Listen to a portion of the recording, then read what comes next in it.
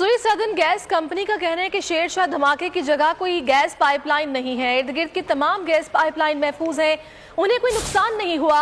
और ये अफसोसनाक वाकया जो कि आज कराची के इलाके शेरशाह पराचा चौक में पेश आया, जोरदार धमाका हुआ, नाले के ऊपर बना बैंक कुल तबाह हो गया और 14 अफराद इस अफसोसनाक वाकये में जाँ बाक हुए। मजीद बात करते हैं अपने नुमाइंदे कफील अहमद से।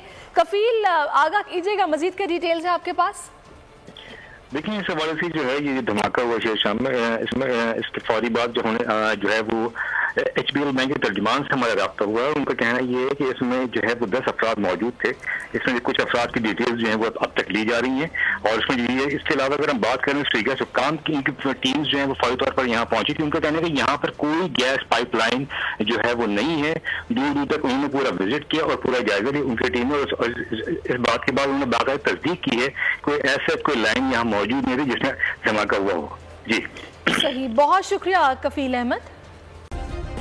सब्सक्राइब करें और बेल दबाएं ताकि कोई खबर रह न जाए।